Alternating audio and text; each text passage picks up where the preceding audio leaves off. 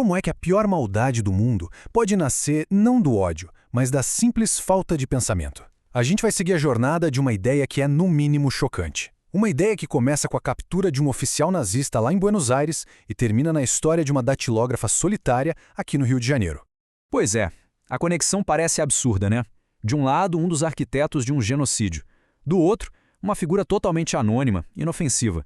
Mas e se os dois forem, na verdade, sintomas da mesmíssima doença? A incapacidade de pensar por conta própria. A nossa história ela não começa com um monstro daqueles de contos de fadas, não. Ela começa com algo muito mais real e, por isso mesmo, bem mais assustador. Um burocrata. Um homem comum.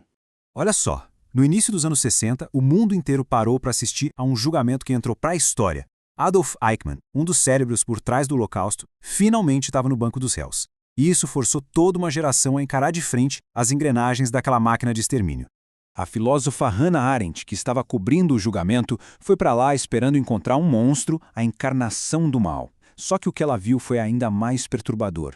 Um funcionário público, mediano, orgulhoso da sua eficiência, que só falava em clichês e parecia incapaz de refletir sobre as consequências monstruosas dos seus atos.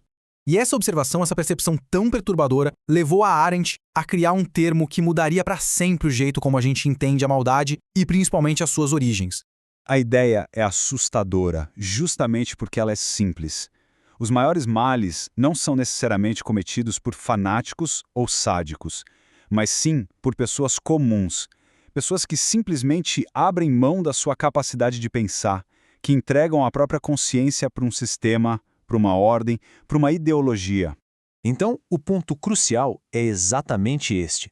O mal prospera nesse vazio de pensamento. É como um espaço onde seguir ordens, preencher formulários e cumprir metas substitui completamente o julgamento moral. O que importa é a tarefa, não o impacto real dela.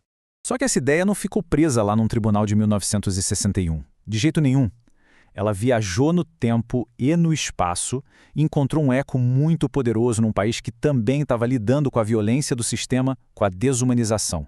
O Brasil.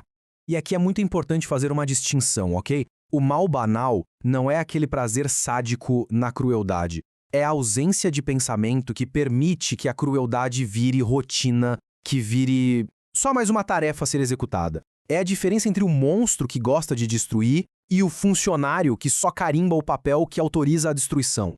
Depois do regime militar de 1964, essa ideia, explodiu na literatura brasileira.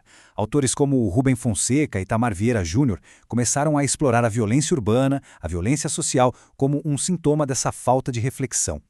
Mas ninguém, absolutamente ninguém, mergulhou tão fundo na mente do vazio de pensamento quanto Clarice Lispector. Isso nos leva direto para uma personagem que é a personificação dessa normalidade assustadora. Macabeia, do último romance da Clarice, A Hora da Estrela. Macabeia veio do Nordeste para o Rio de Janeiro. Ela é o retrato da invisibilidade, sabe? É o que a sociedade chama de pessoa supérflua. Alguém que o sistema não vê, não ouve e de quem, sinceramente, não sentiria a menor falta. Ela vive num estado de vazio completo.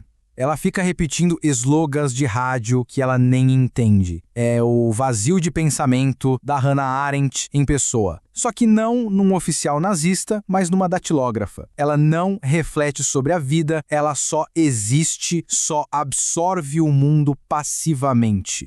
O próprio narrador do livro a chama de rascunho de ser humano. Pensa bem no peso disso. Ela não é vista como uma pessoa completa. É como se fosse algo inacabado, sem a capacidade, sem a agência de definir o próprio destino. E para a máquina social do Rio de Janeiro, ela é exatamente isso.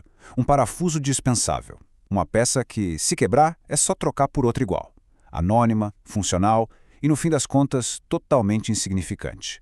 E aqui está a tragédia. E, ao mesmo tempo, a glória dela. É só num momento raro de solidão, longe dos olhos do sistema que a esmaga todos os dias, que ela consegue ter um vislumbre de liberdade. Um ato de existência pura, que prova que por baixo daquele parafuso ainda existe uma pessoa. A condição da Macabeia, a existência dela, nos força a fazer uma pergunta bem difícil sobre que tipo de sociedade é essa que produz vidas como a dela.